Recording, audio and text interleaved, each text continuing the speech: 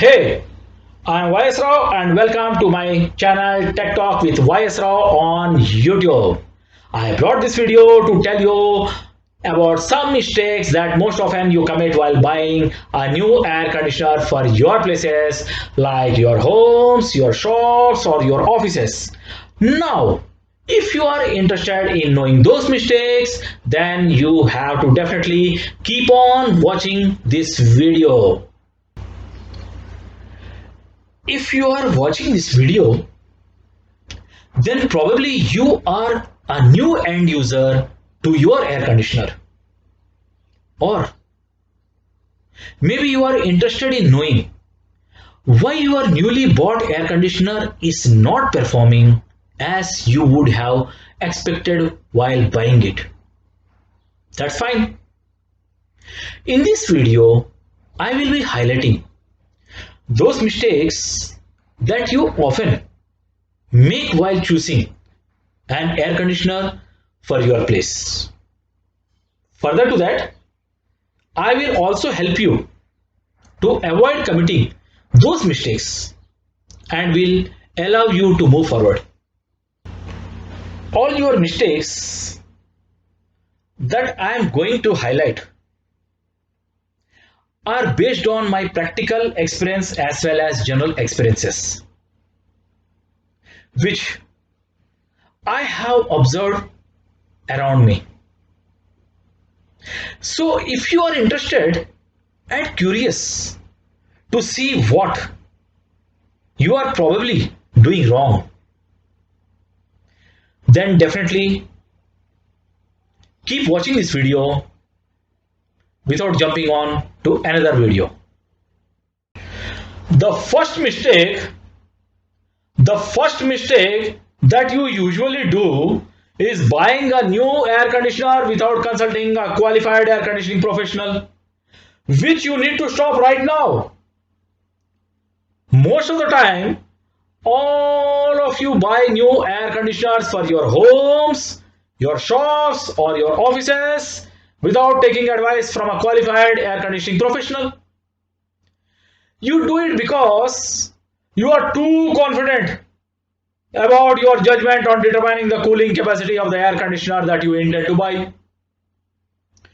If you are not an air conditioning expert, then I suggest you not to take wrong decisions based on certain assumptions or rules of thumb. Sometimes your judgment may work well, while other times it may fail, depending on how lucky you are. The second mistake you all mostly make is taking advice from those people in your circle who are completely unaware about the air conditioners. By doing so, you are influenced by the pieces of advice of such people and get trapped.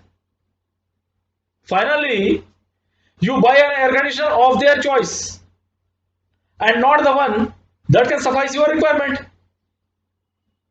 After buying the branded new air conditioner, if that doesn't satisfy you, then you start to blame either the newly bought air conditioner or else the brand of your air conditioner. The third mistake that you often commit is taking the suggestions of the sales dealer from whom you buy the new air conditioner. To sell the product to you, the sales dealer offers you free advice without doing a site survey. Let me make it clear to you that without conducting a site survey, the thermal load factors cannot be realized for determining the cooling capacity of the air conditioner required. Unfortunately, by buying the air conditioner recommended by the sales dealer haphazardly, you get either an oversized air conditioner or an undersized air conditioner. Now look at what happens when you buy an oversized air conditioner or an undersized air conditioner. If you buy an oversized air conditioner, then it will directly impact your initial buying cost as well as the upfront operating cost. Putting an oversized air conditioner can cause issues of high levels of humidity inside the room. Oversized air conditioners not only consume higher amounts of electrical power but also cause frequent switching cycles, which in turn results in early wear and tear of its mechanical parts. Eventually, your air conditioner will attract huge maintenance costs. On the flip side, if you buy an undersized air conditioner to cool your area, then it won't be able to deliver effective cooling and will consume more electrical power due to running for longer periods of time. By buying an undersized air conditioner, you will have to encounter the problem of ineffective cooling, whether at your home or your shop or your office. And despite setting the thermostat at lower temperature, your air conditioner will fail to cool your room. So, I suggest you not to gather the courage of enjoying that bad experience whenever you intend to buy a new air conditioner.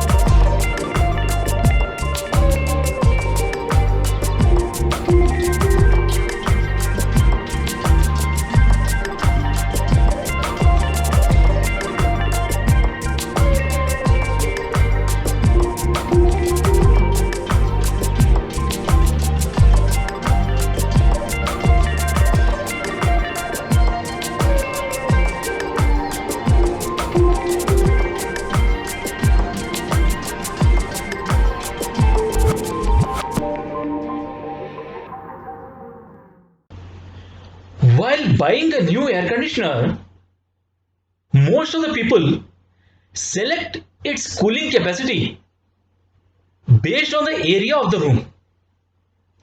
Here, I would like to clarify to you that two different rooms having the same area may require air conditioners of different cooling capacities.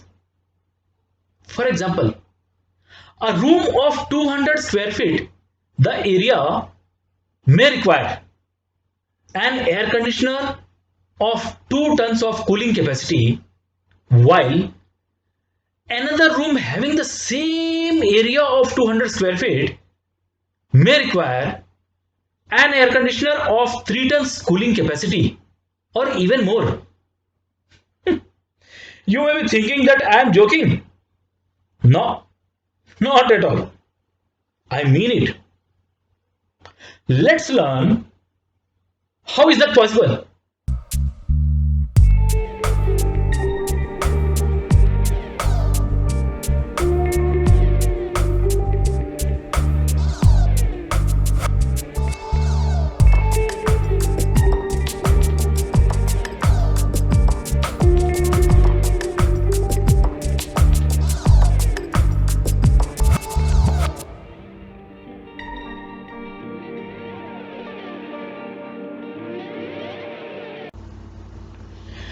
The first influencing factor for determining the cooling capacity of air conditioners in both the rooms is their volume. Both the rooms may have different ceiling heights. The former room may be having a ceiling height of 9 feet, while the later room may be having a ceiling height of 15 feet. So, here you need to learn is that the ceiling height should always be considered to determine the cooling capacity of the air conditioner for the room that you intend to cool.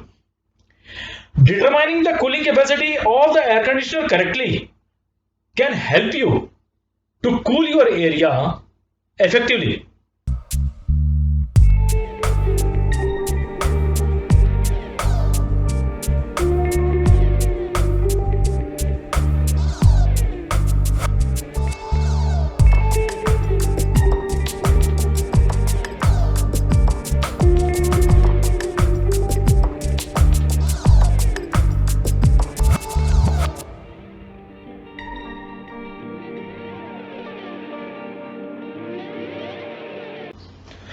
The second influencing factor for determining the cooling capacity of air conditioners for both these rooms is their location.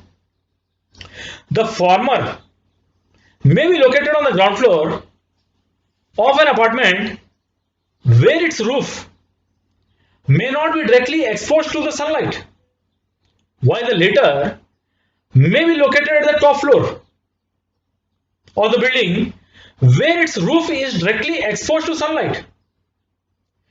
Direct exposure of the roof to the sunlight causes excess heat gain and hence need more cooling to achieve the same set temperature.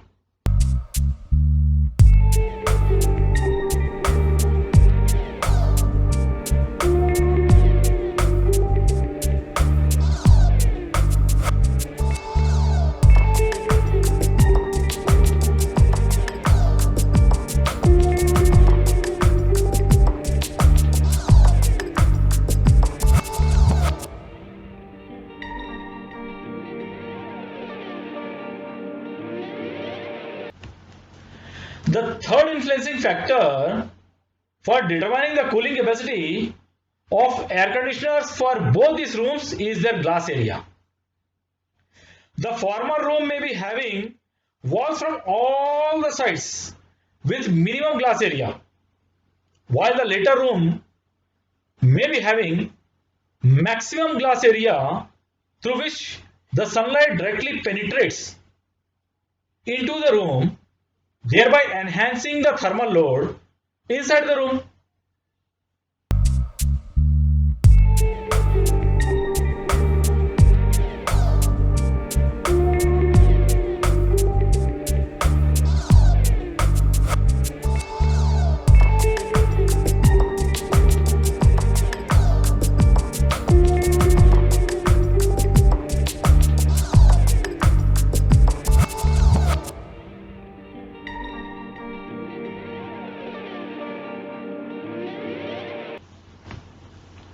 Last but not the least, another influencing factor for determining the cooling capacity of air conditioners for both these rooms is their occupancy level and the appliance load.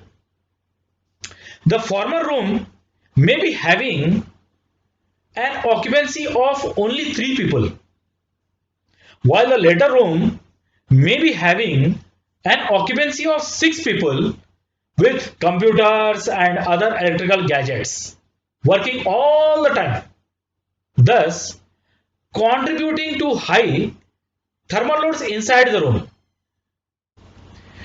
It is said that for determining the cooling capacity of the air conditioner required to cool your place needs technical expertise.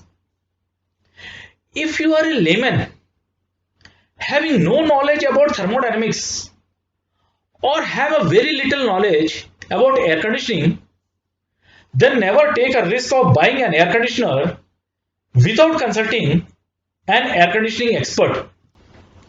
Remember, you are one step for buying an air conditioner of overrated capacity or underrated capacity can cause lots of cooling losses and electrical power losses also. Perhaps you may afford to bear those losses throughout the life cycle of your incorrectly sized air conditioner which you bought. But the environment and the nation cannot afford to bear such considerable losses. So, in everybody's interest, you should make the right choice while buying an air conditioner for your place. Now, I will take leave from you because I have spent enough time guiding you through this video. Before saying bye to you, it's the time to remind you of your subscription to this channel, clicking the like button, sharing this video to all your nears and dears, and finally, your valuable comments. Bye bye. Take care. See you soon in my next video.